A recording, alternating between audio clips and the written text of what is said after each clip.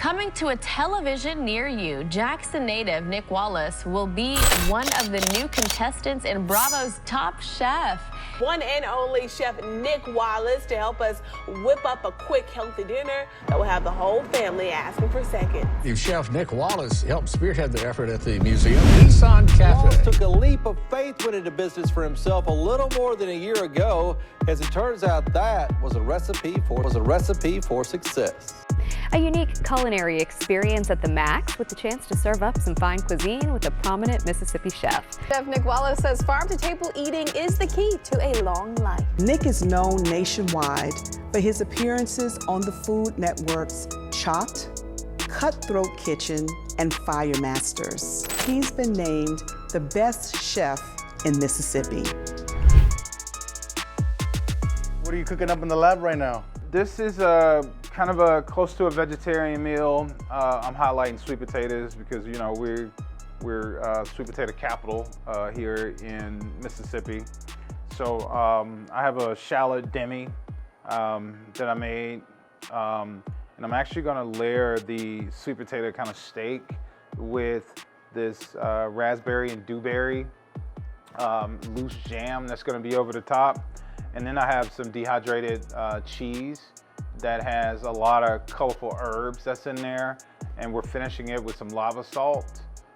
It's gonna be pretty unique. It's very intentional because I'm gonna put it in a bowl, and sweet potatoes is gonna be the star. I want you to be able to really soak in Mississippi, and I'm gonna show you why we're the hospitality state too. Yeah, we are. Looking forward to it. This is one of my favorite salts. I love kosher as well, but Saltberg is something that every chef has to have in its counter. I like it because it's different, it's infused with a lot of different flavors, and that's what I need. It's really good though. Good finishing salt for steak too. It's kind of bright, you know? No, it's just salt. It's like look. crisp. No, but it's crisp. Yeah. Like, it doesn't linger too much. It's just Yeah, like there you short, go. sweet. All right, we're gonna go ahead and get this rolling. This is caramelized up nice. It's like butter, baby. It's gonna be super packed with flavor. All right, this is good. So now just a little bit of agua, and we're gonna loosen everything up, and then we're actually gonna go straight to plating. It's gonna be a beautiful dish, super simple. The demi is like a shallot demi. Over the top, you have like some raspberries and dewberries. Dewberries is a local like wild berry here. We created that into like a loose jam. Over the top, you have some dehydrated goat cheese with some bull's blood and some thyme and some oregano. So the one thing that I like for people to understand me is I am so big on flavors. That's my thing, is flavors. So what do you think? Look, no, I love my beef. I'm all about just maybe skirt steak, ribeye. Doesn't have to be Wagyu prime. If you were to give me this, say, Jaco, this is all I got, and I have no beef, I'm sorry, and I tasted it, I will not miss the beef. I wouldn't hold you against it. Yeah. What surprised me, when you think sweet potato, you think just sweet, starchy, but it's so rich, and the demi, like the city of the demi, and the whole just velvety mouthfeel of it, with the cheese on dehydrated cheese. You do probably taste a little bit of the serranos in there. It's got like a little bit of heat in it. So we wanted it to be like mild on the sweetness, mild on the spiciness too. And you see that lava salt just kind of rounds things back together too. It's all I can think is well-balanced dish. In my brain, I was like, maybe sweet, but it's well-rounded. And it's rich. I really can't explain. Yeah, cool, man. Cool. Appreciate that. Hello, everybody. Welcome to Startup Motivation, where we come and bring you the most raw, the most wonderful, and life-changing stories of people that are doing something more than we're known for. People that are going above and beyond to represent their communities, influence our youth, or just make our world have more better human beings. Today, I find myself in the wonderful Jackson, Mississippi, with the one and only Chef Nick Wallace. Thank you. Chef, thank you so much for accepting. I know there's a lot of things going on, which we'll go into detail, but thank you for having us. No, thank you for being here. This is an honor, man. I love your story. I love your mission. So I'm glad you're in the house of the sip. Likewise, Chef, and I always want to pursue the connection with people that are doing something they truly believe in, not only for what they want personally, because we all have personal interests, but also people that want to extend their arms and involve their community, just like you do. So tell me, I know that you grew up in a farm setting. How was that? Yeah, so I grew up in Edwards, Mississippi, which my grandfather kind of insisted that we have like a homestead environment, and it was a powerful moment, and because you can walk out in front of the door and you might be stepping on sweet potatoes, you know, chickens, you know, it was free range, so they might be on the porch, you know, it might be everywhere, but it was designed very well, and it was on the backside of Edwards, which we didn't have to go into town for much. Milk at times, but the men went out and worked every day. And I'm telling you this as me as 6 and 7 and 8 years old. Wow. So I got a chance to kind of learn the land, but it was fun. I never had shoes on. I always ran in the dirt. I ate dirt. You know, so you always found little items, tree limbs, that kind of stuff to keep yourself busy. But also, when Miss Linnell needs things to be picked, like dewberries off the fence line or grab me some eggs, then she taught me how to do that, and I go out and I do those things. So she taught me how to really nurture things, you know, sit at this chair in between my legs, and I need you to fill up that bowl of dewberries, and I want you to massage them until all the dirt drops, you know, that kind of stuff. She'll be kind of over me, holding my hands together, showing me how to do those things. That was my childhood. So as growing up in that environment, you know, it was pretty explosive, but I didn't really realize that until I came of age. You know, when you're in it, you're happy, but you don't really know what this is gonna do for the impact of my life. I didn't know that then. True. But I could tell you a moment, man, that I fell in love with my grandmother all over again. I remember when she told me to go out and pick as many dewberries as I possibly can. And they always kind of, you know, it was wild, so they ran up to anything that, you know, like a fence or a tree, you know, they'll grab around, almost like squash and those kind of things. Okay. You have to train them, but the fence and the natural things, that it gets itself automatically kind of trained. So I went out and I picked these dewberries, but that's when I grabbed one out of the bowl and put it in my mouth. Dewberries has no sugar in it whatsoever. It is so sour. So when I tried one, I immediately spit it out. Still took, you know, took the bowl inside the house with my grandmother, but I was pretty much like, Grandma, please get these nasty things, right? She shows me how to wash them up. Once we're done with that, put them in a pot. She put water on them, and she started adding all these ingredients in it. But I noticed that she had like these mason jars that was sitting there kind of right next to it. So I ignored the fact. I went out back to playing. Well, the next morning, she always had breakfast ready at like 5:30. Everybody in the house had to get up at 5 o'clock every single morning. So I get up and, you know, do my thing, sitting at the table. It was always served family style. And my grandmother asked me to get a biscuit out of that cast iron skillet. She said, pop that biscuit open like a soda can, you know, soda bottle. So I pop it open, and she give me the jar, and I take that dewberry. She said, put 1 spoonful in the middle and treat it like a burger and put the top back on it. So I did that and sandwiched it, and she said, take a bite of that. So didn't think about dewberries or anything. I took a bite of that, and oh my God. I looked at this woman and just fell in love. And she explained to me, like, these are the same berries that you picked that you didn't like. And I just like, woman, like, you are one of the best. And she still is one of the best chefs I'll ever know. Wow, what a deep connection. Not only something that marked you for the kitchen, but a core memory, right? A lot of us love our grandmas, guimas, abuelas, however we wish to call them. But at the core, at the end, love like grandma and teachings like grandma, you can't duplicate that, man. People do apprenticeships, people do stages, we call it in the culinary world, and it doesn't even come close to what a grandma can teach us. No. And it's so many things just bottled up in one. It's just not about the kitchen.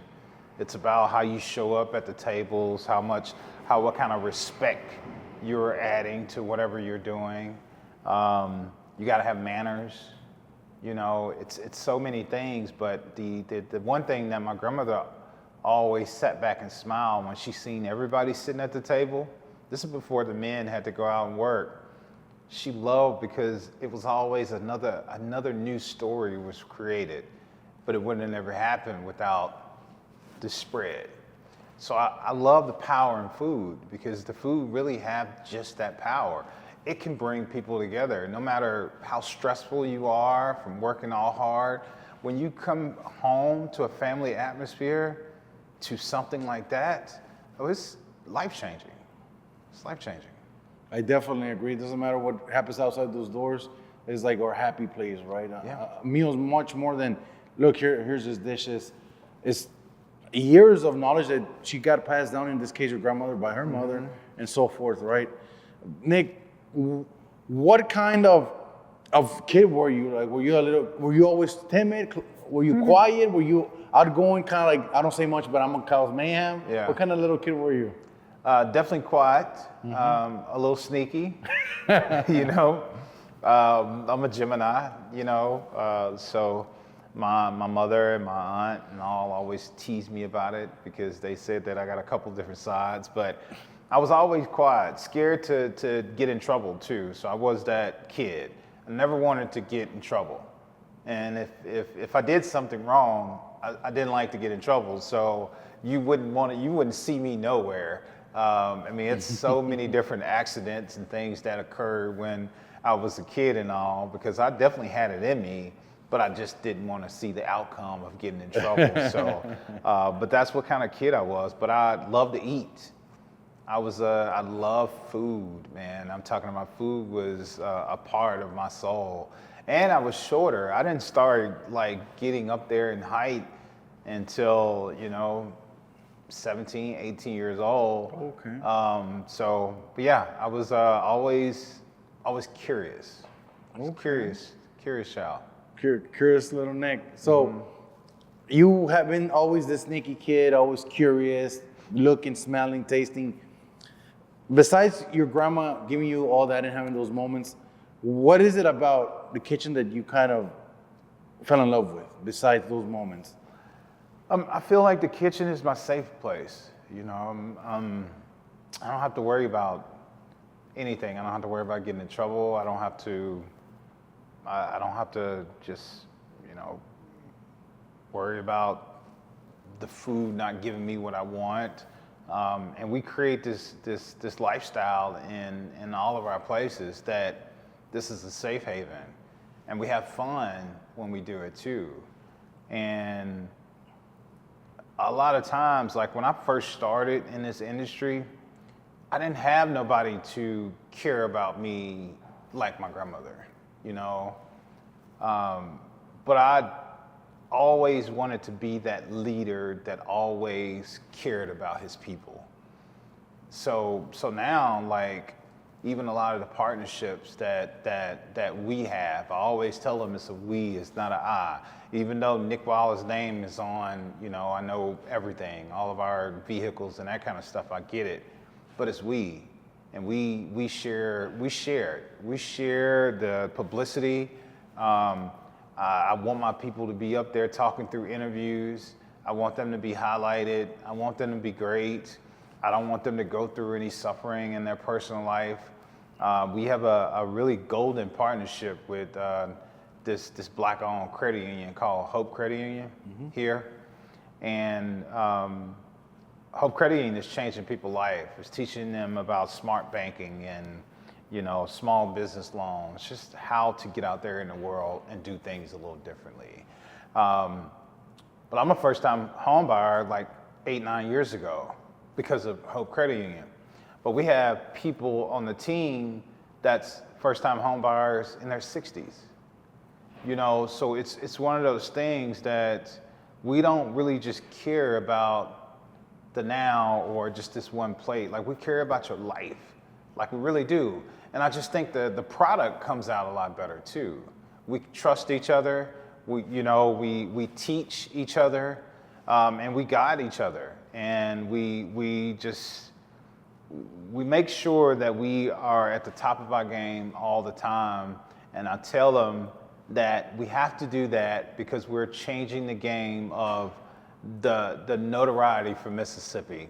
And they always ask me, like, Chef, can you tell us, like, what's your thought on this? Like, why are you so passionate about this? I am, because I've heard those horror stories. I started doing TV back in 2012. You want to tell me, I could tell you plenty about these damaging words that people used to say just because I was from Mississippi. You know, the things I could only cook. My first show, one chef said that, you know, get out the way, Nick just need to be at the fryer because he's just gonna fry chicken or fry catfish and make comeback sauce. That's the thing. Wow. So I wanted to be able to show, like, I love soul food is what we call it, but I just think we're better than just that. That's just a tip of the bucket. I think Mississippi is very eclectic, and I think we can battle or, compete with anybody else in this world. A lot of things wouldn't happen without Mississippi. Just like without Chicago, New York, Atlanta, Alabama, we got a lot of these great places.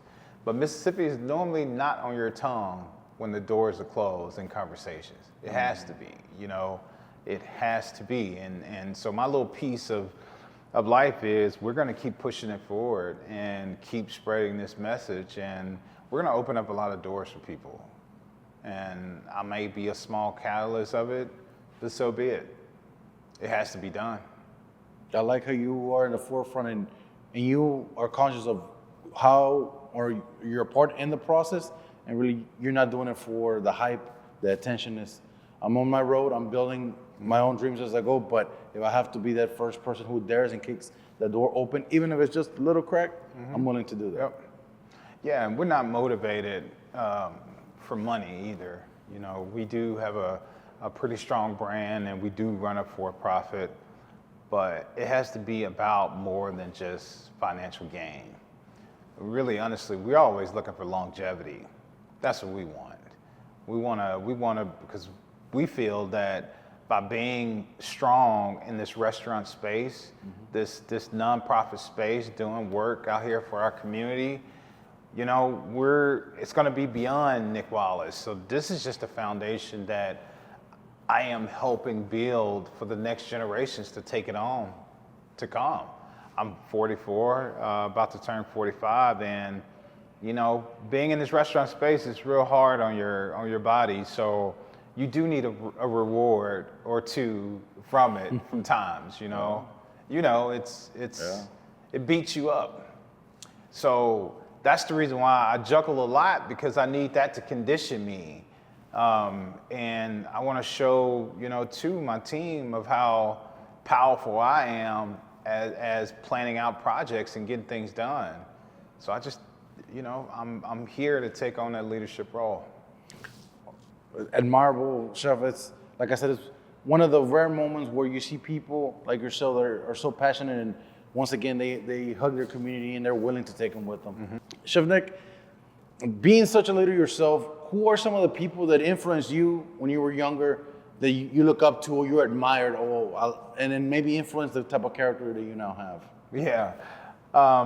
So it's several people, but I think I'll start with my family first.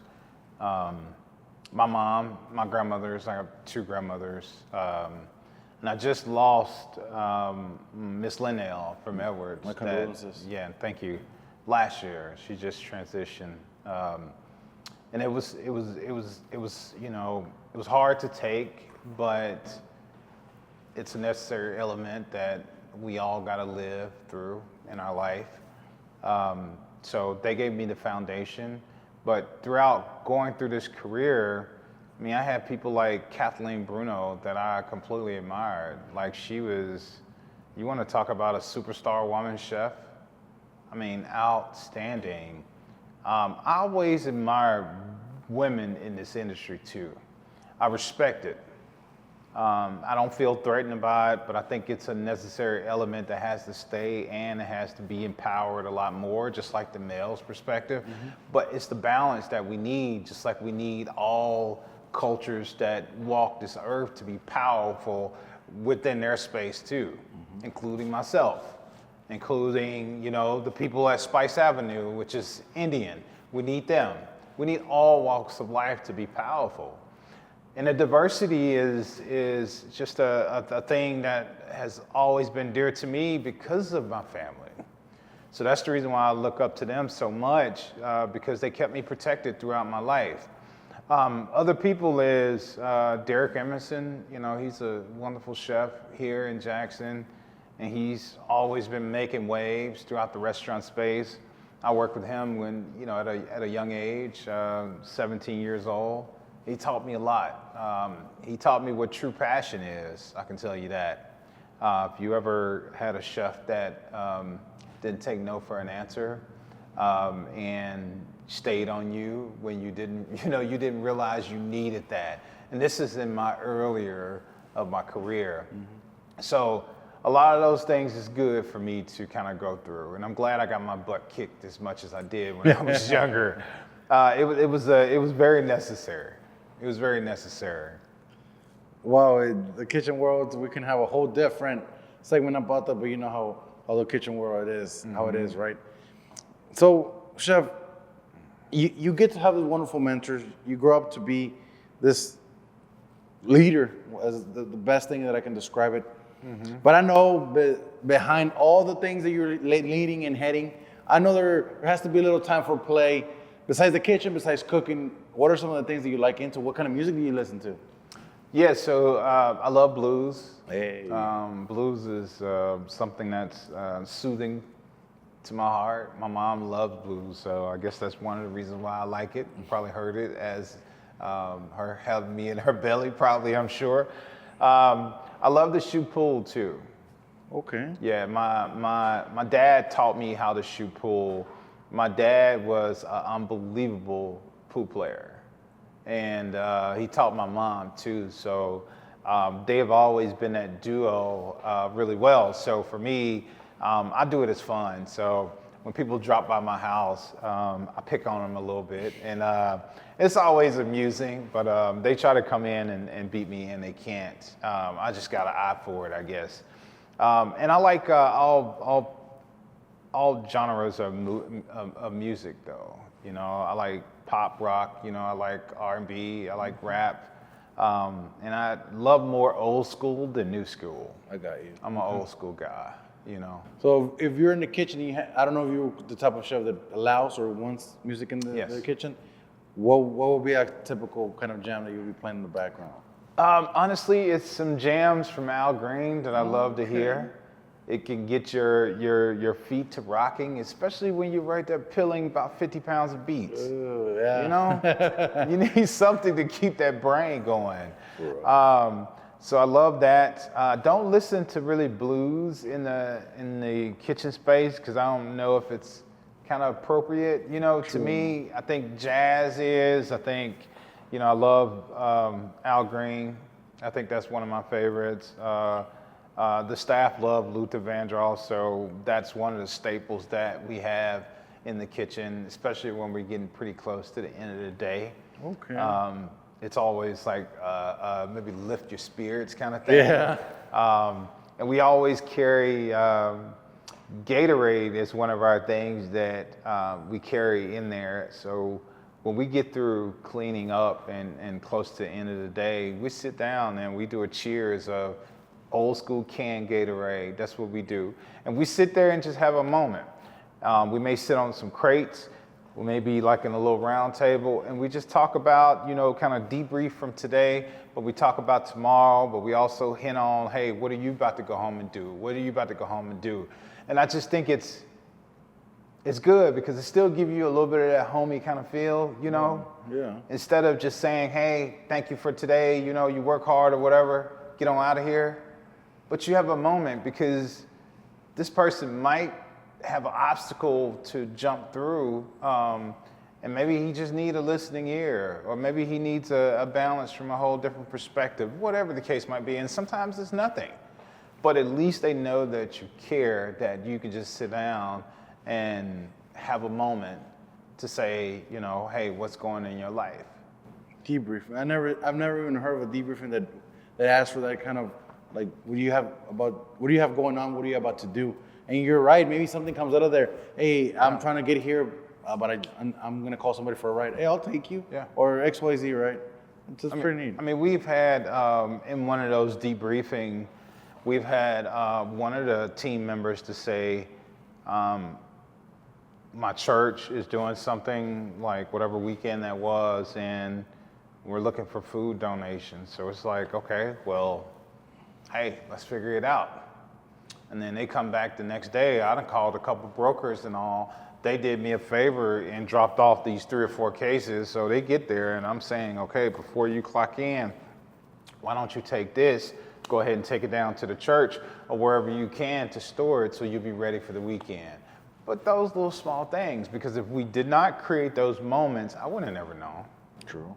I would have never known. They probably wouldn't have never told me. They probably would have said, Chef is tired, Chef whatever, you know, he's got enough to deal with, whatever the case might be. Mm-hmm. But that's that kind of moment that you can kind of just release, you know? Definitely. Let your guard down. Yes, and it's important, right? Camaraderie, trust. Hey, I don't know if I can show the camera. Let me see the can. Yeah. So a lot of you are going to understand. Thanks so much. Appreciate it, Archie. You can see the man behind the magic of the cameras, Archie here, right behind us.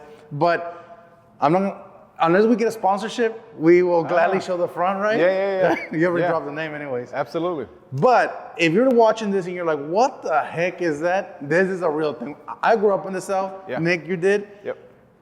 Hydration drink and a can is a staple for us, right? It drinks different, you know? Yes. People don't realize that it's so much better than drinking out of a plastic bottle.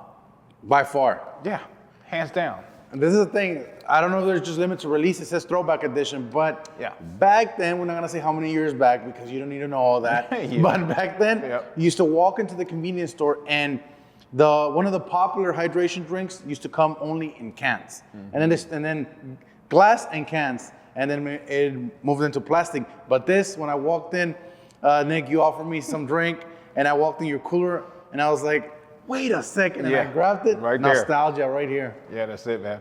Definitely. Hey, cheers. How did this come about? Did the cheer at the end of the shift and all that? How did that happen? Honestly, stress. Like another thing about being a leader is you got to evaluate your atmosphere. It's just like your home life.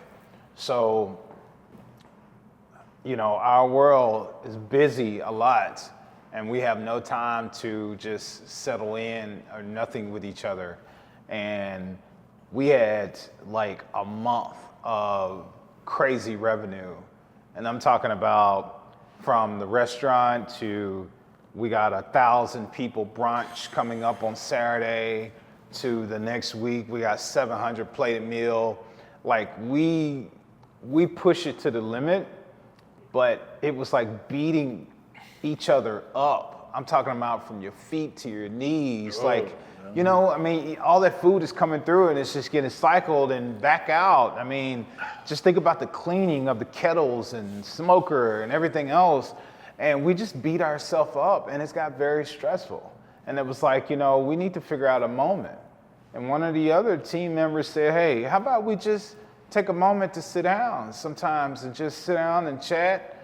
Or, you know, he said a little food or whatever, but I was like, well, sometimes none of us try to eat. We all kind of trick our bodies through only eating like one time in the afternoon. That's just what we choose to do. Not everybody, but majority of us do that because that's the other thing about food too. You know, we taste food and around food all the time and we have to be careful on our health, you know? And a lot of times we're sitting in those one spaces and we're really not doing the workout. So we get in tune with each other by talking about these things, and if we get stressed out, it actually shows. and then we sit down and we talk about it. So anyway, we kind of kept beating each other up. The business was beating us up. And that's the reason why I will never open up a restaurant that's 7 days a week. I mean, I just don't think you should ever do that to all that huge investment. And it's not just talking about your equipment, it's talking about your team. That's your heartbeat. You can't do that to them. You know, you gotta have some downtime to regroup, to clean, to whatever the case might be. You need it. Wow, I don't mean to generalize, but I would really believe, at least from the core essence of what that is, I would really believe more leaders in the industry, not only culinary but worldwide, would understand what you just said. The team is the heartbeat. The team is what gets you on the pedestal or gets you through those rough times, and it might be able to hold you down, right, as a team. But I think people forget that often, and it's easy for us to have goals, meeting the goals, and really not think about how much am I overloading my team? How long can I keep this going? How long can I keep doing it? Yeah. It's just, you know, it's just super important. And I honestly I just want to be around. And every time I start talking like that, somebody that's a lot older than me, and they're like, you know, why you sound like you're a lot older? It's like a little bit of wisdom. Like, I just like to talk about it because it's been a while since I was 20, long time. And now I'm more closer to 50 than I am 20, you know, or even 30. So, you know, I want to be able to make a difference. And, you know, majority of a lot of chefs, man, we're not conditioned very well once we get up in age. You know, and you'll be able to see the chefs that are, like, they really have a good balance in their life. And I just choose to be one of those chefs that has a good balance in my life. And I want to be here. I want to be here as an elder. I want to be here spreading wisdom, or just seeing the magic happens and turning and keep burning. I just want to witness it. You know, that's it. Nice. Where was the first pro kitchen that you actually stepped into? Like, did you go to culinary school first of all? But where was that first kitchen that you went in and you're like, oh snap? Yeah. So the very, very first kitchen that I went into that changed the way I knew what a restaurant kitchen's supposed to be was a Mexican restaurant. That was the first restaurant that I ever worked for, and that was Fernando's on Lake Harbor by the reservoir here. And that's when I learned that I have to try to soak up as much knowledge as I possibly can, but two, I have to go out here and seek some other teaching. You know, I needed somebody else to teach me another angle of it. So when I started working at Fernando's, that's when I learned what a symphony is. That's when I learned what a true brigade of a symphony is. Those men and women could crank out a 200-seat restaurant, working and not fussing, not dropping things. They're talking to each other. Plates are smoking. Like, they're just moving things, and it's like that. And they're working clean, but they have it all down packed. And a lot of people know about this. You know, most of the Mexican restaurants you go to, of course, the refried beans is already done. And most of the time it's holding on the steam well, ready to fire. Like, they're ready. And they're getting the food out with, you know, entrees and all in 8 minutes, ticket times. Good God. They're just moving it. And this was a 200-seat restaurant. So I came in as a dishwasher. They wanted me to come in as a dishwasher first, so I came in as a dishwasher. And a few months later, I told them that I was good with a knife, so they let me start cutting all the bell peppers. Anybody know about Mexican restaurants and all? It's a lot of bell peppers. Yeah. So I was in charge of cutting bell peppers, so I was cutting 50 pounds a day. That's a lot of bell peppers. And then a few months after that, they put me on the line. So just imagine a black guy on the line with nothing but Hispanics. It was. I wish I had a picture to show you right now, and it probably would be one of the best pictures out there. But they was truly patient with me. That's what I love. I burned my hand probably every single day on the line because I couldn't keep up with them. You know, they was moving that fast. But after all, you know, I got a chance to really pick up the pace and get in the swing of things. And I'm just honored that I got a chance to have that to be a part of my life as my journey is coming up. So after that, I did seek, I was hungry. So I was seeking out there for some more. And that's when I met Derek Emerson. I worked with Derek and a couple of the other restaurants. I even worked at Outback Steakhouse. I had 3 jobs at one time. Oh, wow. Just because I was hungry, but I had a child at 18 years old too. Okay. So I probably would have never met you if it wasn't for Nikayla. Nikayla really put the hunger in my heart that I had to get out there and I had to make a difference. I had to figure it out. I mean, what else am I gonna do? I had to take care of her, and I was a young man trying to be a man, so, you know, the responsibilities are there, you know, when we make those decisions. But it turned out good for me. It was stressful, of course, but it turned out great for me. So I'm a lion now, I'm in a cage, and I'm busting out of here one way or the other. So that's when I met Kathleen Bruno, and Kathleen Bruno was the, lost my train of thought. Okay. So Kathleen Bruno was the culinary director for Hines Community College. And her husband, Louis Bruno, is a chef too. So he was opening up restaurants. She is outstanding. She's from New York. This Kathleen Bruno can throw down. So that's when I got that glimpse of what a true badass, and especially of a woman too, how great you could be. And that's, you know, I saw the Derek Emersons, I saw the Kathleen Brunos, so things kept getting better and better for me. So I got as much knowledge as I could from Hines Community College, and I was hungry for more. You know, I learned the basics of food, and I tell a lot of, we have partnerships with Hines now, which is great. Okay. It's like full circle, you know? Really? So now we get a lot of interns. We have a full partnership coming up, which is great because we're gonna need it for all our, you know, these 2 other restaurants we gotta open up this year. But, you know, that's the space that we're supposed to be in. I think everything is about being, you know, it should be full circle. I think when you're doing it right, some things you will see, it's like deja vu. Yeah. I've been here before, you know, kind of thing. You should see that. Definitely. Mm-hmm. You go through your career in the kitchen and all this.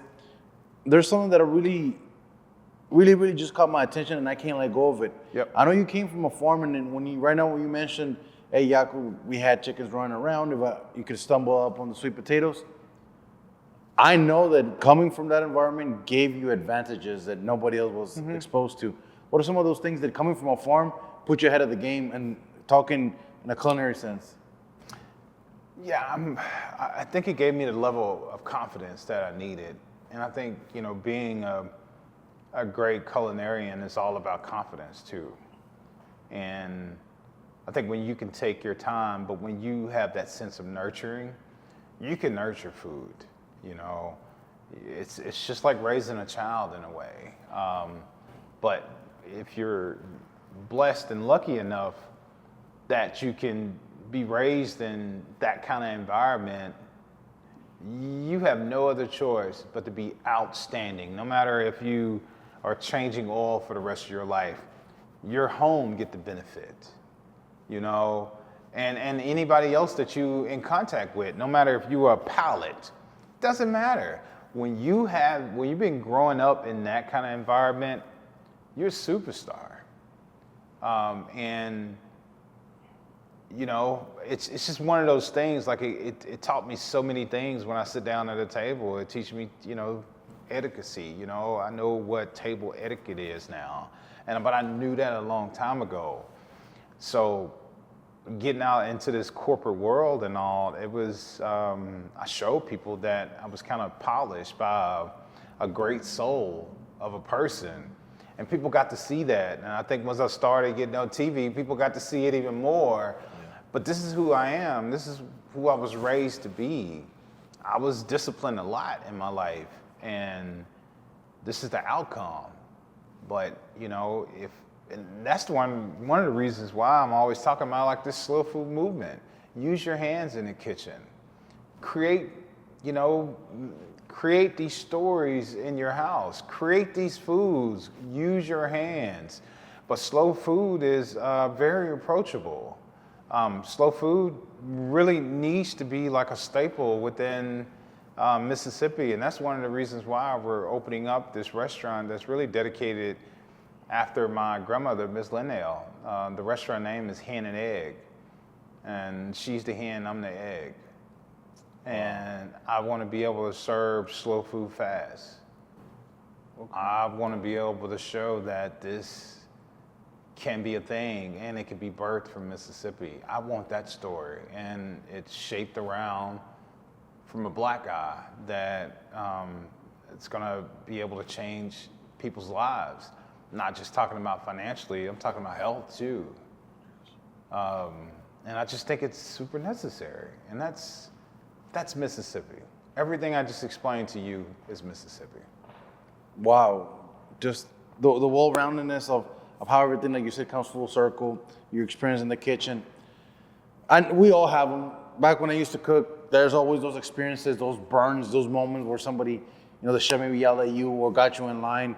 Yeah. But in some of those experiences, I'm gonna be honest with you, I cried on some of them, like maybe not in the moment, but after.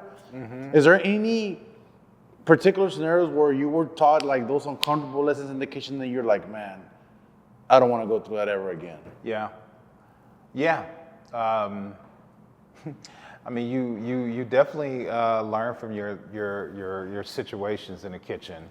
I've been in the hospital from the kitchen. I've accidentally stabbed myself in the hand from carving a watermelon because I was mimicking after this really awesome ice carver. And I was going to design a watermelon because, we are flourished with watermelons here in Mississippi. And I was going to design it just like his ice carving. And I was using a serrated edge knife. And a little bit of slip, and it goes right through. And you're talking about 32 stitches right in my hand. Rushed to the hospital with a knife in my hand. Oh. So, taking things easy and doing the things that you know you can do. That's probably one of my stubbornness that I need to be careful with. If it's things I know that I'm not used to that I know I can do, maybe I need to come at it from a different angle. Literally. Yeah. Because, I'm not carving a watermelon, all the time, but I wanted to do it. And I thought that, hey, I can do whatever I can, I need to, and I can do it. This is nothing. That's one of the lessons that I learned. Were you just like in shock, like, oh no? Oh yeah. I was a crybaby too. Oh, yeah. Medic. Yeah.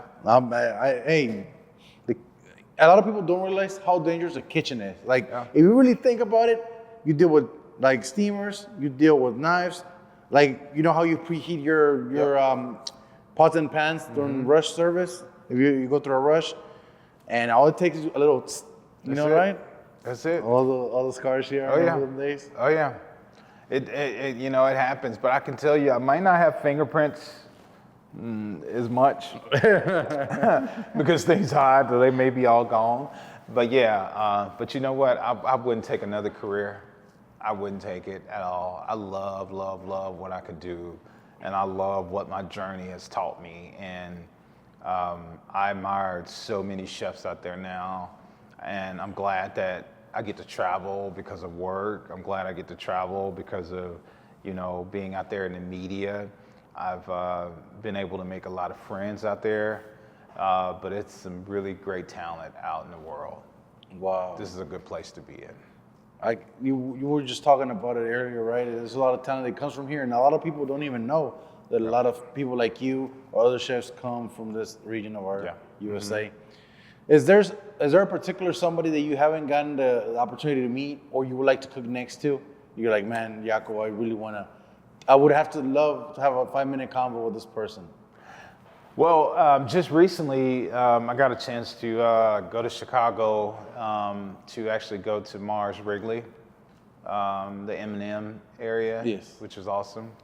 And, you know, it feels really good when companies like that, of that magnitude, can call you and say, Nick, we want you in Chicago. We're having a Black History Month program, and we want you to be inspired to cook a dish for Black History Month and do it for all of our team members, which you already know they have a lot of team members. And just to see that power of a thought by thinking of the waves of all different cultures throughout the years, you know, throughout your days, like you're really giving back and you're showing all people of color, and it just doesn't stop there for Black History Month. They do this year round for every holiday that they need to cherish because they're so diversified. So I was super honored to be able to tell stories and talk about my past and the reason why I'm cooking this dish. And at that point, I think it's an opportunity to really get deep into the story. So my grandmother used to explain a lot of stories to me about how a lot of miscuts and all really, you know, really sophisticated now. Chitlins, gizzards, livers, and that kind of stuff. But she was saying to me that a lot of that was waste food back then. And, you know, a lot of the slaves and all really had to improvise and embrace what it was and be creative to figure out how can we make this delicious and put it on the table for our people. And we figured out a way. Everything from oxtails to everything. So I did a pork neck bone, and very, very cheap cut of meat off the pig, full of bone marrow, lots of meat on it too. I made a curry because I wanted to have a balance of a whole lot of things, but I wanted people to kind of jump into my world just for a moment. And I got to explain that and also feed so many people that shared nothing but love back with me. I'm talking about hugs and tears about thank you for sharing this life story, because it wasn't really about me. It was about the life of where I'm from. I'm just only birthed from this. It's a lot of people that lost their life from the struggle or whatever it is, and I just want to embrace it and just show people how we all are in this together, just like you're all eating this one dish that came from this struggle. Like you can get teary-eyed, but you can embrace it right now with a smile. Like it's a beautiful thing now, because we're not going back there. So let's embrace some of the stories and be kind and pay respect from it in this way. So that's the power of food that I completely love. We could do this, and we can write our own story in a way too. Yeah. And that's the power of being a chef too. It's just like we're artists. This is the painting that we're painting today. And majority of the time, it works. Not all the time, but majority of the time, it works. Because we sit back and give it, you know, thought. And we pay respect from it from that angle too. True, very, very true. And I know just by hearing you speak, looking at you, how you express yourself, I can tell that you believe this to your core. It's something that it's not only something that comes to your mind and you're passionate about, but something that you implement on the daily in everything that you do. Chef, you talk about having representation of Mississippi and the table. Mississippi being at the table, and also not to forgetting about Mississippi. What does that mean? Well, when you look at, just say if you look at a lot of these awards, like James Beard Foundation, I do understand that they have a lot of different criterias, just like a lot of other people that host awards and go out and try to find the best of the best and feature them. Now, I'm only speaking this because I have been in this space working since I was like 16 years old, and I'm almost 45. I've opened up restaurants. I have been a part of the community. I have cooked consistent food. I have received like Best Chef of Mississippi 3 years running. I have received Best Chef in Jackson 6 years in a row. I mean, all that, and it's fine. It's kind of a community endeavor, you know, people that's around here, and I appreciate that. But when it comes to outside of Mississippi, when you're looking at like some of these awards, like James Beard, I never get picked. And dude, I'm on the front cover of Visit USA magazine, and that magazine is not in the United States.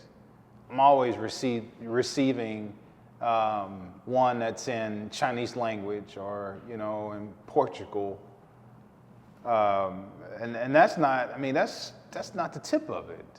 And I'm probably the worst person to sit right here and gloat over my career and tell you about all the awards and all that, but I just don't understand how things are not even when it comes down to, it's beyond race too.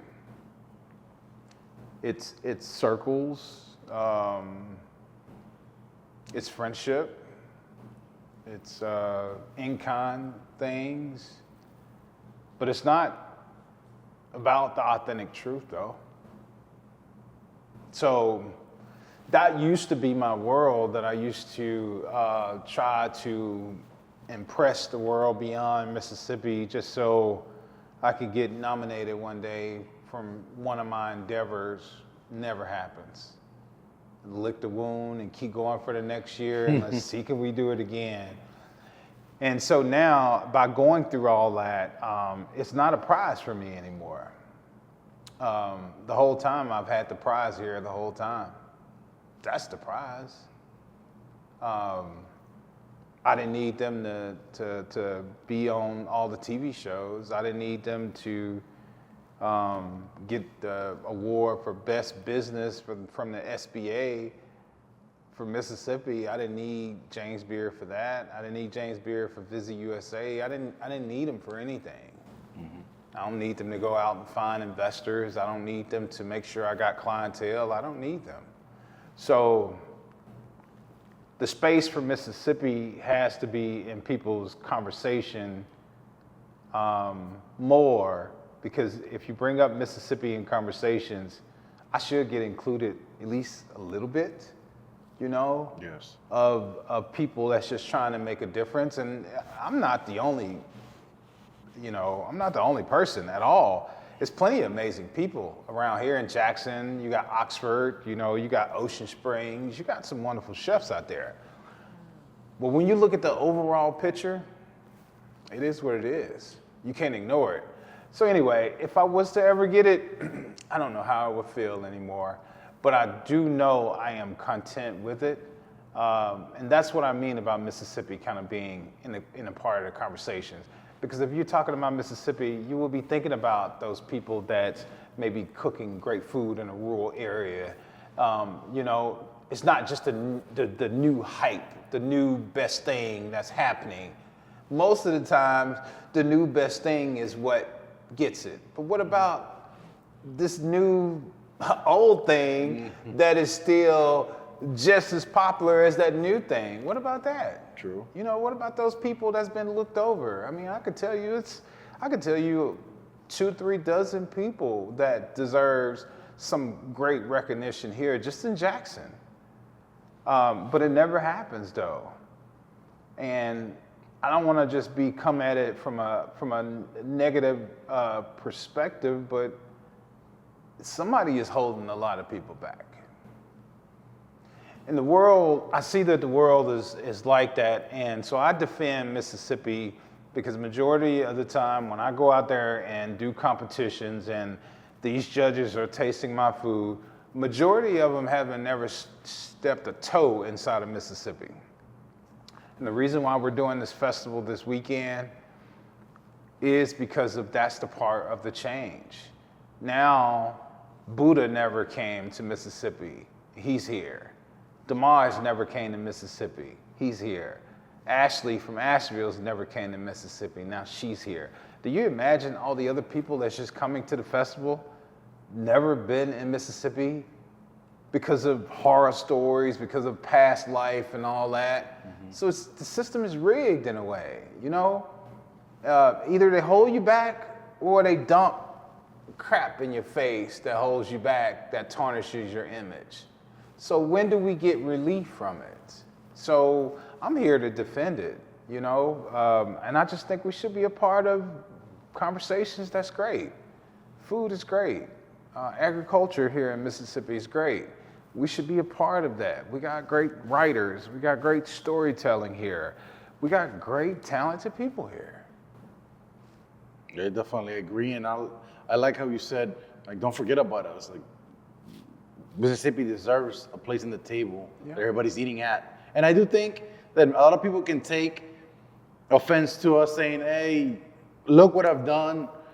I deserve some kind of recognition, but not in the sense of give me an award, but give me the work I've put in, right? Give me it, show it, and also show the generations to come that all this hard work that you put in, it's going to pay off some way or another. I would understand if we were doing something negative, or hey, people doing something negative get more recognition, get more spotlights than people who are trying to drive change just like you are. True.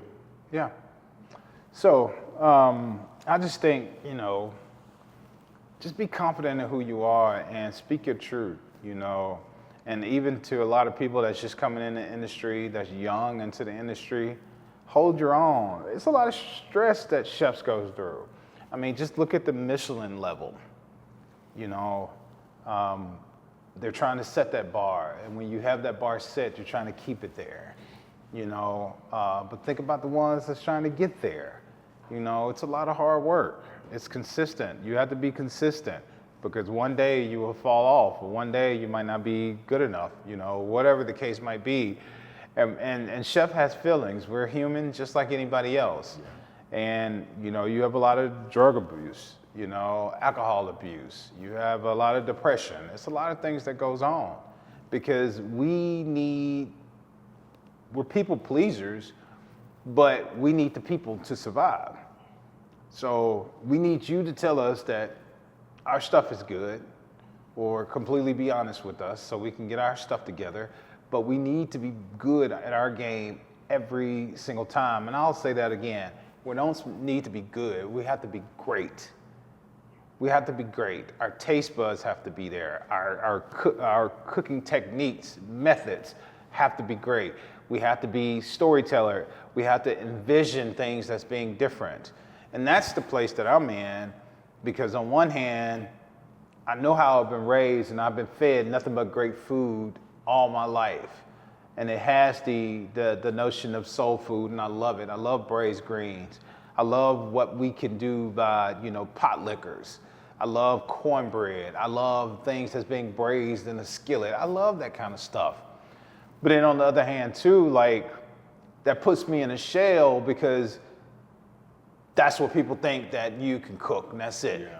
So what I do is I still cook that great soul food, but I also can be a visionary and make things that can be on any level out there. I could do the same thing or better, but I'm doing it within my realm. But I don't like to be put in a ball, you know, or in a shell, you know, and just be stuck there and forgotten about.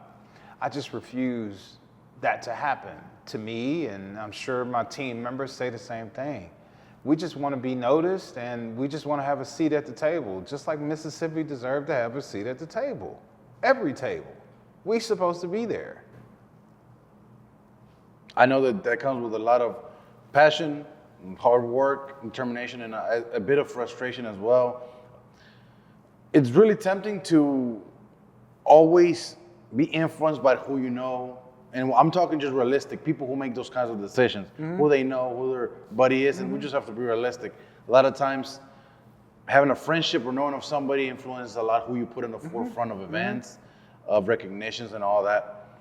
Having said that, Chef, what is something that you now are working on? I know you have a couple projects going on, and I know you have some things opening up here in the near future, but can you bring us in and tie us to the present Nick Wallace plan right now that you're working on? Yeah, so yeah, we're really focused on the NWC, the Nick Wallace culinary experience all the way around. And our community efforts are getting stronger. Homeless shelters get a visit. They visit the kitchen once a week. So we just do a weekly call now to our brokers saying things that we could do to support. Stew Pot is one that we're supporting now. We have a commercial kitchen here in Midtown, which is right across the parking lot of Preserve, which is going to be the future culinary center, which is going to be a workforce center that is going to be able to really hit at-risk youth and adults. If you want to get into the industry, you'll be able to come in and take, you could do 3 levels of being a cook to come in, server. You'll be able to learn the ins and out of a grocery store. We're going to open up a small footprint of a grocery store, and we're going to do a lot of farming training too. So that's the vision for Midtown. The commercial kitchen is doing great. We have several partners. We do chef's tables here. We do all of our catering here. We have our vans parked here, so we unload and load out here. We do a lot of staff training here. We do farmers come here and sample and demo out product. We have meat purveyors that comes here. We cook on site. We have people that brings all their district managers and all here of new product that we actually are promoting or that we want to be out there to be distributed. So we are in that world too. My spice line, Nick's 26. My spice line, Nick's 26, is doing very well. We do a lot of the shipping here, so we ship all across the world. And I'm glad that it is still valuable and well. We're in about 22 stores. Oh, wow. So we still got some ways to go on that, and we're finally about to get in cahoots with Amazon now so they can help us with a lot of those endeavors so we can push out more and get it out there easier to the world. We have a cafe in the Civil Rights Museum. It was very intentional to have this place. I did the opening for the Civil Rights Museum when they first opened. And it was such a dream come true to do this with the President of the United States was here. Me and the team, we came out and we cooked great food, and we was here, and I think we fed like 1,500 people. 2 years later, we got offered the restaurant for there, and of course we took it because now people visiting in and visiting the Civil Rights Museum here in Jackson, Mississippi get to see us first before they go out to the world to see anybody or go to a grocery store or other restaurants or maybe get, encounter somebody on the corner, whatever it is. We get to set it up, the hospitality front. We get to set up the impressions to everybody that steps in Mississippi to just set the bar high.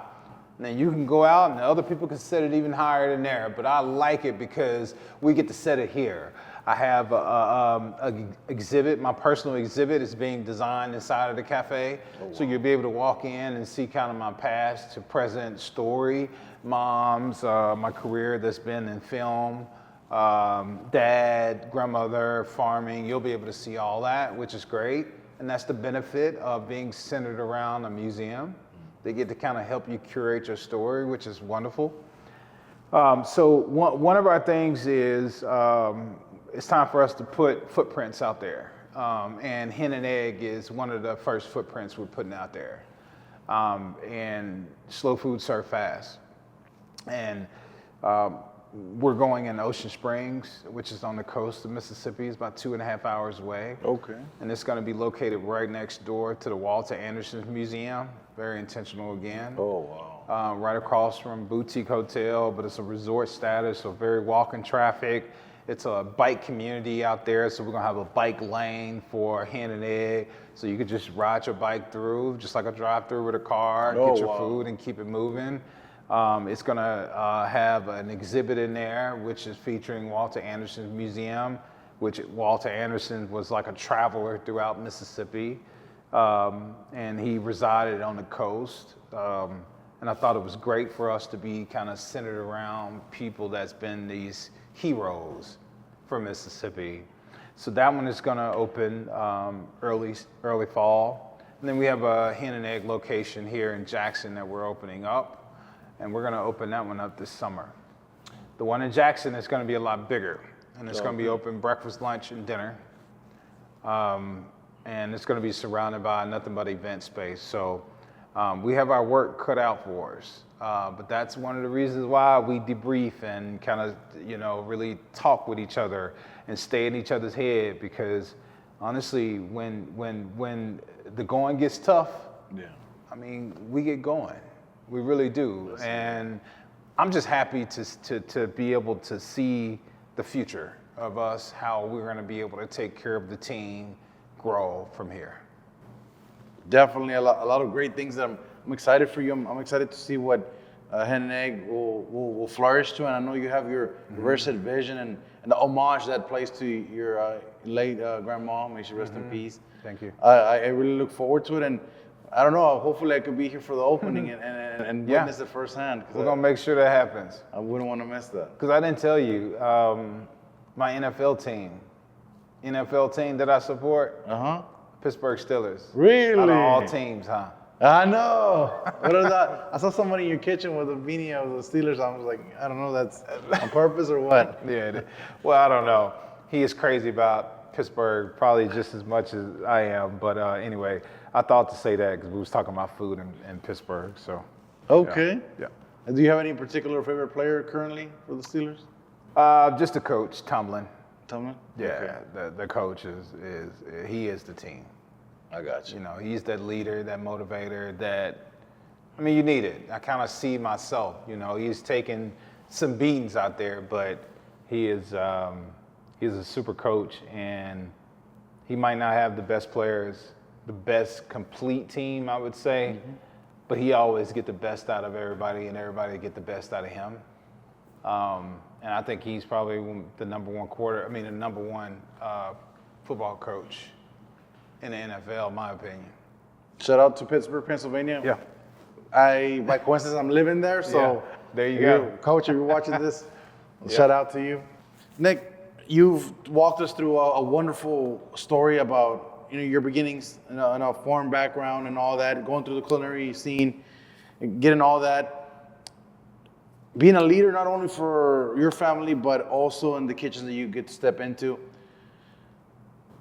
With all this being said, what's next for Nick besides all the projects? What's your ultimate goal? And with that being said, what are some of the folks that you right now can see and you're like, these people are going places, some of the youth in the culinary scene at the moment?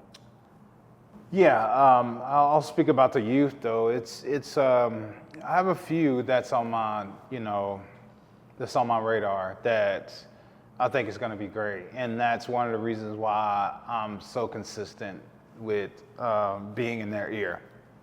And they think sometimes I'm super tough, even if they're just doing some brunoise cuts with a knife. And if they're not doing it right, the best advice I ever got was people to stay on me and did not just hold things back. That was the best things I got. I always got the best advice because it came from the heart. It may have came out of frustration. They may have gotten tired of telling me 2 or 3 times, but it came out. So I try to stay consistent, but I got a few really good young people that is going to be stars. Oh, wow. And I just want to see it happen for them and their family, more important for their family. And I think for me is, it's always stability for me, and I have stability, but it's always some form of stability that you want. My family is, I adore them, and because I was raised with not a lot of financial stability, it's a lot of stigmas I want to break. That is one. I want to break that for the generations to come. I mean, I just think my family and anybody that cares, if you care about your family, if you really want to break some of those stigmas, you can. And I look at my family tree all the time. I don't have no uncles, I don't have a father, I don't have no grandfather. I'm the eldest too, I'm 44. So a lot of the youth, they come to me like I'm grandpa, which I have a few gray hairs. But not that many. But not that many. So, but I take that as, wisdom too, but it is some things that may need to change. So I look at some of those things because life is gonna go on with or without you and me. But it's all about the stability that we, had a chance to put our pinky toe in to make a difference for people to have longevity of a comfortable life. It needs to have, things that they need to accomplish in their life, but they need a chance to be able to win. And this life is not easy. And unfortunately, you need some type of stability, and you need some type of a head start. You need somebody to push you on that bike until you can get used to or catch those pedals and keep on going. And I just want to be able to give, my family a head start. Just give them a head start and let them do their own work, because they got to put in some work too. But I think we have the motor to do it. And so that part, again, I think that's when things are going to get very comfortable for me. Amazing. Chef Nick, thank you once again for your time and being open about sharing your story. The camera's all yours if you want to share anything with it. There you go. No, but thank you for this opportunity. I just want the world to be able to see a little piece of Mississippi. This is Mississippi. I am Mississippi. We are authentically great. We have a very rooted lifestyle. Come and visit sometimes. And let us show you what real hospitality is. But thank you for watching. Once again, I'm Jacoppo Balderama. You can find me on the links to my profiles here. I will be adding Chef Nick Wallace's social media, so please go follow him. So click and subscribe for more life-changing interviews like this. Once again, I need you to think about that. Peace.